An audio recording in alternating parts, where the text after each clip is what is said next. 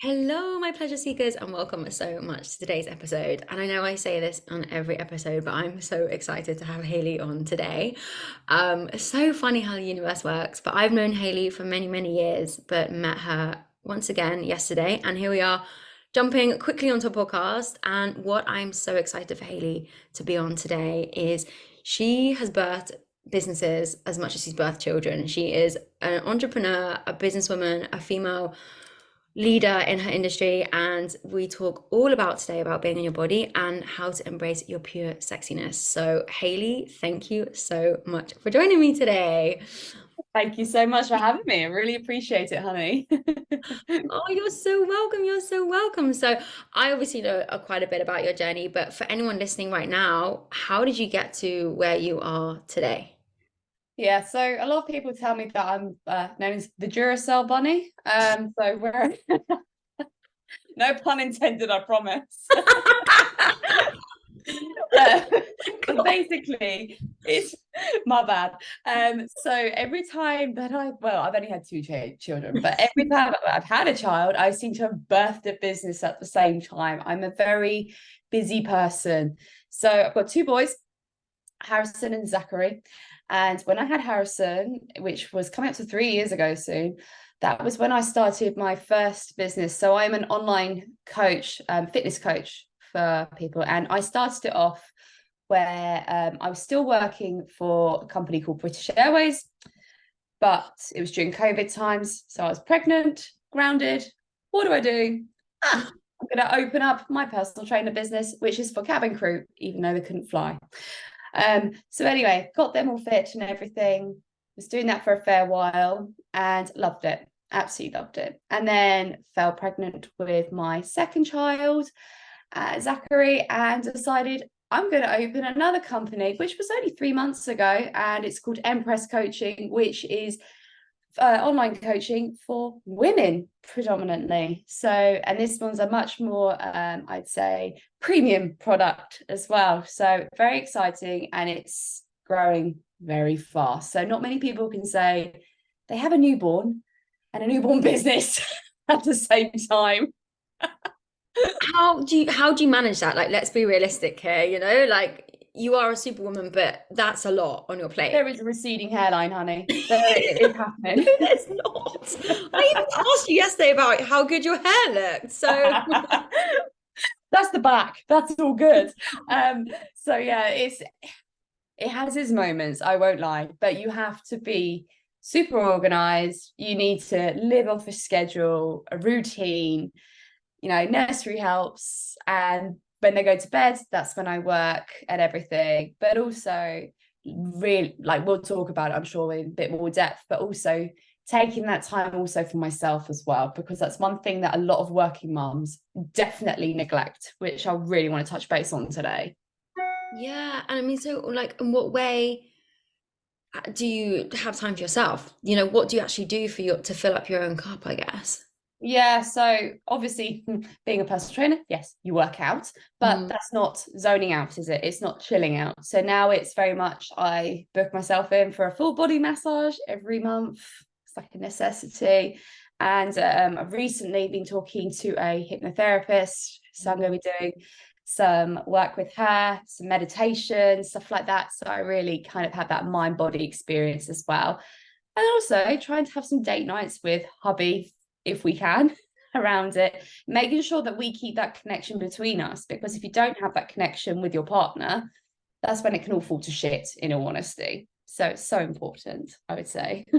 Yeah, that's so true. I don't think many people talk about that enough. Like No. the dynamics. Like, how did you find your relationship change when you had your children? Yeah, so I mean, they're the sleepless nights, you're stressed, you're tired, you're aggy. And there's no doubt about it. They talk about it as mums that you feel like you lose that sort of oomph and pizzazz about yourself, and that's why it's sad, because and it's true. I personally feel it, when you become a mum, you do can easily lose who you are, Mm. which is quite sad. And that's mainly why I brought in doing Empress coaching recently, because I firmly believe that mums should feel sexy and they should feel powerful and they should feel good about themselves. So obviously, yes, I train all women, but like I really strongly believe it's a big thing for mums, particularly, that they need to be back in connection with their body, feeling sexy, then having that connection with their partner. And then I feel like everything else thrives and goes with it all together more than ever. Oh my God. Oh, I feel like so many women are going to listen to this like, where is she? Can I sign up to her? Thank you. Typically, Join me. sorry? So I was like, join me. So do you find then, like, is that like a common, I don't even like the word common, but like traditional kind of thing you see that happens with your clients that you bring when you onboard them that they're going through? Like, is it like obviously like new mums, or is that like a mindset shift, or what is kind of like something typically you see at the moment with your clients? So I would say, particularly with my clients, is everyone's always busy. It's always thrown at me. Everyone's busy. Everyone's always feeling like everything's too much on top of them, which I get. I get that. It makes sense. But I also say that's where poor habits get brought in, and it can, and I'm definitely a person, I do that to myself as well, and that's when I have to take a rain check. But also I feel like when you fall out of these good healthy habits, then you start to lose who you are, then you start to not feel good about yourself, then you don't feel attractive, you don't feel safe, and again, and then it also then affects your work, it affects how you are with your family and your friends, and can affect your social life if you actually then. So I've had women who have come to me because they're so introverted after having kids, which is sad. Like I say, it happens because you're so used to looking after a gorgeous little human being who pukes all over you and everything, and their nappies explode and stuff, and you try to wear a nice clean top, and yeah, why'd you bother? But these women come to me because they want to feel like themselves again. They want to be that powerful woman again. They want to just feel like what they did in their 20s or their teens or whatever. And what's wrong with that? I feel like you should. Totally. I think it's incredibly important. It doesn't matter how old you are, whether you got kids or whether you don't. And that's why I host photo shoots on a regular basis every couple of months to make women realize how amazing they are. But with like when they come to me though, I always feel like I digress. Sorry. No, that's great. I'm listening. It's fine. But they come to me with lack of structure. They don't love what they see in the mirror. They always say that. They hate what they see. They're always ashamed of their first images. And every personal trainer will say it to you. Those first images are so important because that's when you look back at how far you've come. But even that initial first picture is really hard. But then you have to say, well done, you're brave for realizing you're taking that first initial step, that hardest step to take, which is change. And when you've done that, it just falls into place. So I get women that I've just put up a post tonight of a girl called Charlie. And, she was not comfortable. She's had 2 C-sections. She's lost a considerable amount of weight, but she, was unhappy with the tone of her body and stuff. So finally she's starting to see what I see in terms of she's toning up, she's feeling great. And she texts me on a regular basis. She goes, look at me, I feel great in my bikini, I feel sexy. And it's so good. Oh my God, I got a choke. It's all right, Annie. I think that's so important. I feel like almost I'm not a mum, but I do see it with other people's kids. Like when the mum feels great, then the kids are gonna feel good too. Oh yeah, without a doubt. Oh my gosh. Effect. I Yeah. think that's a big thing. So like, especially after I had Harrison, my firstborn, excuse me, my God, I got a tickle in my throat. It's nothing worse, is there? It was a big thing. So when I had Harrison, it was all locked down, but I really wanted, the initial thing was lose weight, get skinny again. That was like just the obsession back then. But then when we finally came out of lockdown, I was like, because I was now a personal trainer for everyone, I thought, right, I want to do a photo shoot. And when I did that first photo shoot, it was a guy called Matt Marsh. It was a gym one. And I just remember walking away from thinking, wow, these are quite a powerful, good thing. This is a good feeling. This is really cool. Yeah. I feel this is a thing. This is going to be a point. And you do see a lot of personal trainers doing this now. And then suddenly I made friends with a photographer and we went, it was November by then. I took all my clothes off, was walking around Bath, posing with a leather Oh my jacket God, that would have been underwear. freezing cold. That's like, for anyone listening, Bath is in the UK and it's like November, we're talking 10 degrees if you're lucky, Yeah. maybe 8, 7 degrees on average. Yes, you could hang coat hangers, girls. So, and I just, and when I look back at those pictures, and I was like, this is actually becoming addictive because although people were looking at you, because you felt confident in your body, and actually people were like, that's really cool. That's really different. That was like a new awakening for me and my body. And then going, you can feel like a MILF. This is a good thing. And I brought it out and then, yeah, I just started rolling it out for clients after that and watching them, especially the bikini one I did in June. Wow, like these girls, I'm not talking girls that had to have like 6 packs and like ridiculous toe. We're talking girls that just feel good in themselves. And like I've got one girl, she just like flicked this water up and was like this, like flicking the water in. And I was like, oh damn, girl. Yeah, and that's what I'm all about now. So these women come to me because they want to feel like that. And I think it's so important. So Yeah, we and need to spread that word. definitely. And do you help women feel safe in their bodies? Because one thing I have is that I'm aware that I'm an attractive woman, but sometimes I don't feel safe to be that attractive. Have you ever felt Yeah, that before, come across that before? It's like the opposite kind of thing in a I way. can see what you mean by that. Like a sort of a vulnerability, do you feel? Totally, yeah. Like I've done nude shoots in Australia and had the most amazing time, and I felt safe there because it was sunrise. I knew the photographer; she's a good friend. But I feel like even day to day life, like at the moment in my family's small town, like I do stick out like a sore thumb. Like I even had one guy come up to me earlier and he was like, "Where's the gym?" And I was like, "What?" And he was like, "Because you look really fit." And I'm like, "Oh my God, no, Welcome please back to the UK, honey.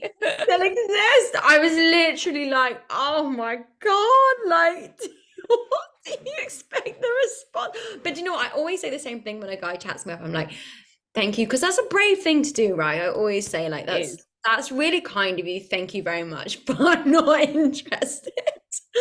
But like that, sometimes for me, I don't feel safe. It's pure daylight. He's not gonna do anything. He's just being really friendly. But I think, do you ever come across women that they don't feel safe in their bodies as well? Because I think that's quite a big thing. I think we can definitely, yeah, I definitely saw it, I suppose, as particularly the latest photo shoot, which was on the beach. So it was broad daylight, middle of the week. It was 27 degrees, which was the only probably hot day in the UK this year. And the girls, they're all wearing tiny little bikinis and stuff like that.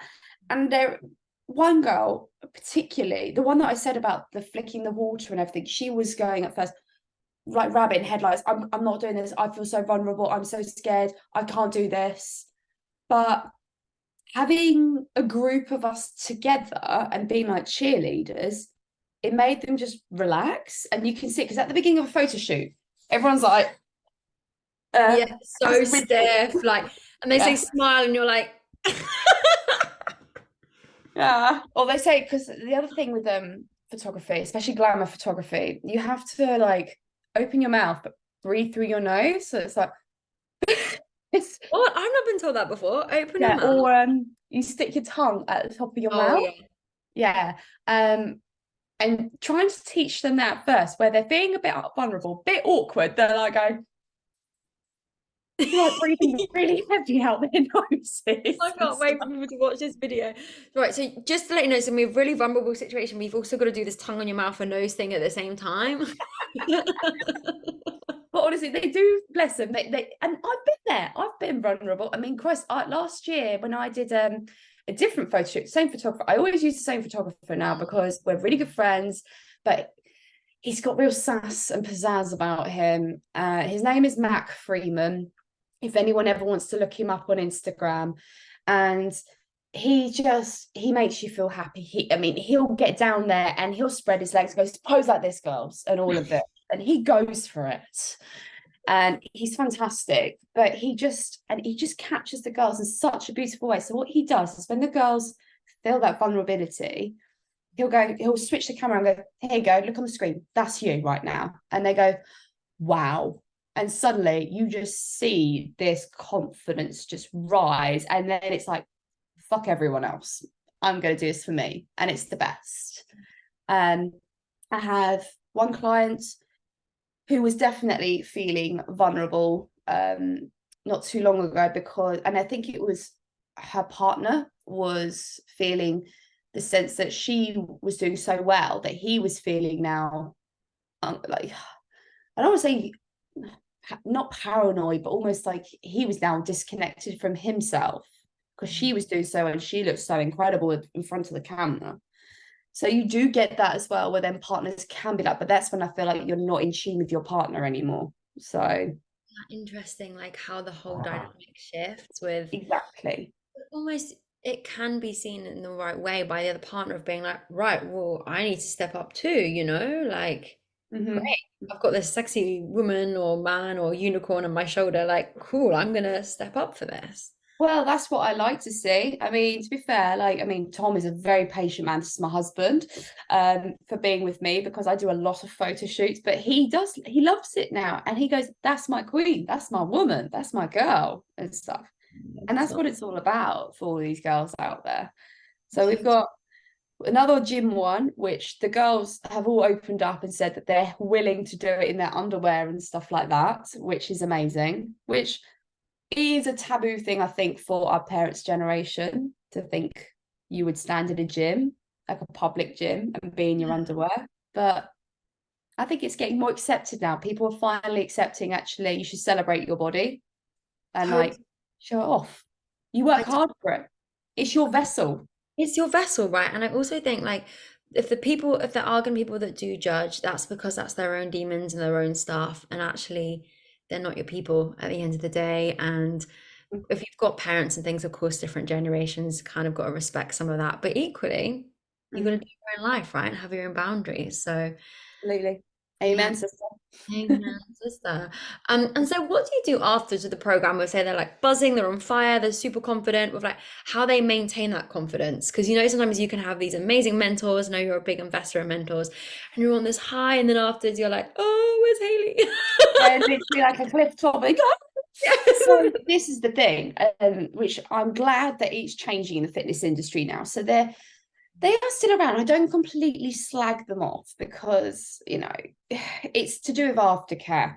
So it used to be a big trend from like sort of the mid sort of like, I don't know, 2015 on to recently. There's always photo shoot challenges. So if you ever saw these sort of things where it's like 8-week challenges, 12-week challenges, and you get a photo shoot, which is great.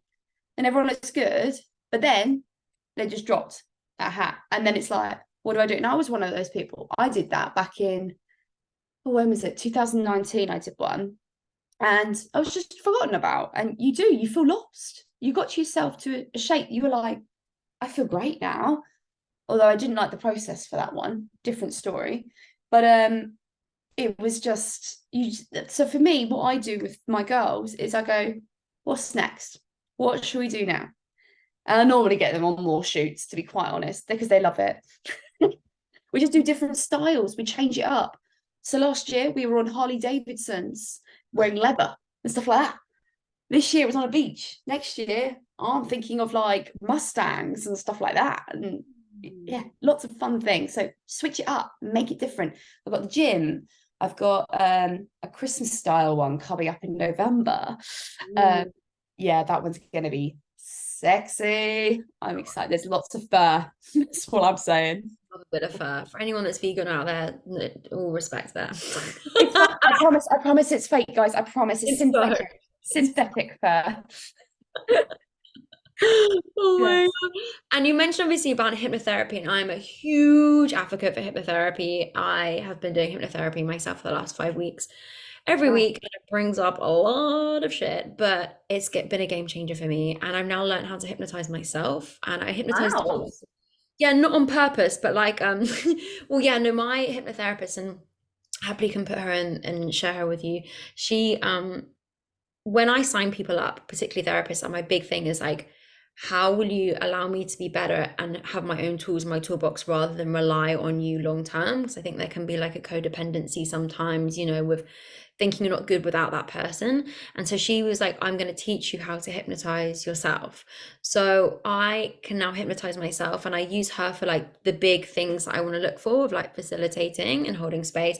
And then the little things I do myself. Some days I hypnotize myself some day, like every day, just to go, I've got this time at the moment, to do that with myself. And I want to improve a few things in my life while I'm That's building really cool. business. That's really cool. I Yeah, like that. it's so cool. And so I want to understand a bit more about like what inspired you to get into hypnotherapy, and to incorporate that into, is it your programs or is it for yourself? Like, what's that element look like? So, in all honesty, the reason being is you do get burnout, okay? And I definitely hit burnout very recently. And I've just been diagnosed with having anxiety, very high level anxiety too. I scored 20 out of 21. Wow, those point systems are fucking, ugh, I wow, know they are. wow, oh But my, I don't let it affect like who you are, how you work and stuff like that. You just got to learn how to manage it better. That's how I see it. Um, and basically it's been down to the fact of where, obviously, well, my youngest is only 5 and a bit months, and opening up a business, having a business, mentors do keep you busy in a good way, obviously. And I wouldn't change it. But it does come at a price, and it was definitely make me go on a massive decline. And I was noticing that I was not being myself with like my kids. I was being quite snappy. And then with Tom, I was very snappy, and like I feel like I lost that sort of spark from myself with him, which I feel sorry for him because he's still got it with me, but I was not there with that for him. I wasn't giving that back to him. Um, and I started getting things like panic attacks and stuff like that recently, like really bad. Like I was getting at least 3 or 4 a week. Bad. Yeah, bad. So I've got I'm getting put through to CBT, and I will do a bit of hypnotherapy. That's why I do things like my massage and things like that, self-care, because it's so flipping important. And I feel like now I'm starting to take control of that. I feel like I'm coming back to myself, because I felt like also there was like an imposter syndrome for me doing this for Empress coaching, telling women they could be powerful and have control of everything. But if I wasn't controlling it myself, I'll be a load of bullshit, basically. It's the best way I can say it. So yeah, that's what's going on at the moment. That's why I want to get into hypnotherapy more than anything.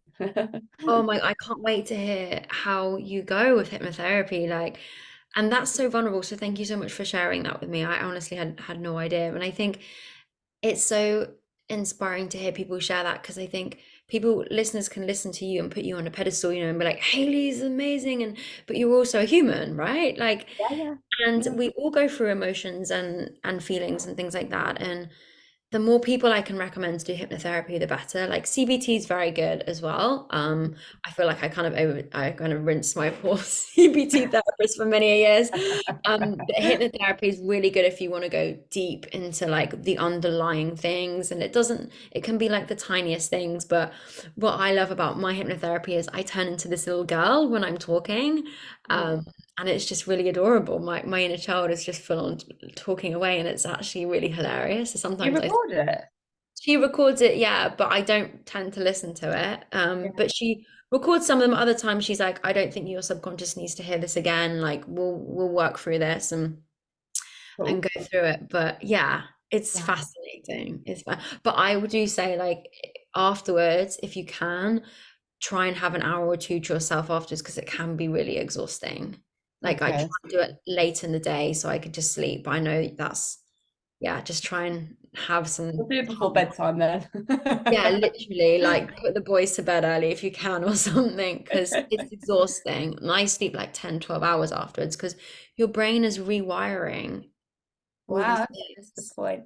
I just think that once you do things like that, you become more yourself again and everything. I think everything falls back into place, and you get that spark back. Like I say, is it's really important that then you become yourself again, but then you start to feel empowered, you feel sexy, and it all falls back in place. So that's why you have to work and delve in deep for that to get there. More than Definitely. And I think it's important to have supportive people around you as well. So I know how good like Tom is as well. But I think also for the listeners, like I wouldn't be doing this work if I wasn't at my parents' house right now. So I think it's so important to have. But oh, I just love talking to you. I could have you all the time. So for anyone that wants to know more about Hayley, where can they find you?